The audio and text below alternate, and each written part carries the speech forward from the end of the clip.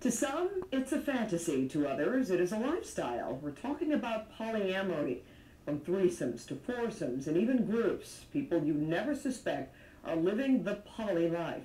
News Central's Christina McClarty explores this alternative lifestyle with a local couple who enjoys each other's company and the company of other lovers.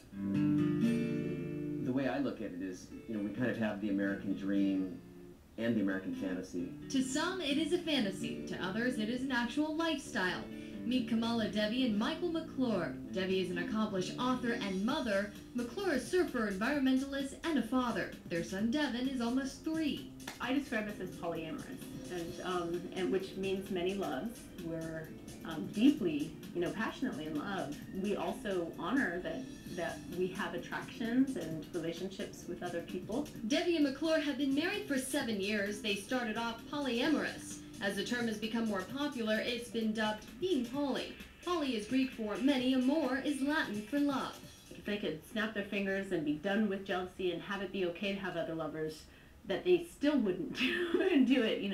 It's really confronting for people. The lifestyle isn't lived without rules. Poly couples practice in pods, a reference to dolphins, which travel in groups. The pod can consist of threesomes, foursomes, even groups. For Devi and McClure, 3 values are always followed. Practice safe sex, no drama. We really only play with other people if it's going to enhance our own lovemaking. Yeah. And honesty. Devi says poly is more about a spiritual, emotional connection versus sex. It's not for everyone. It isn't for everyone, but it certainly made headlines. Some of Hollywood's elite speaking out in magazines like Harper's Bazaar about living in an open marriage. Newsweek profiled a poly family. Sexologists who treat poly patients discuss the trend. In the poly group, they have to master that. They have to learn how to express themselves. They have to have emotional intelligence down. About 50% of men and women have cheated. If you ask them, if you could never get caught, would you cheat? And then 3/4 of people would say yes. Clear communication. Devi has produced a DVD to help couples looking to experiment figure out how to. Communication. We don't hide anything. I have needs for difference and variety. They come to us because they want to open it up, and they don't know how. We assess who they are sexually and relationship-wise and intimacy-wise. To be poly, experts say you must have a complete line of communication, total transparency.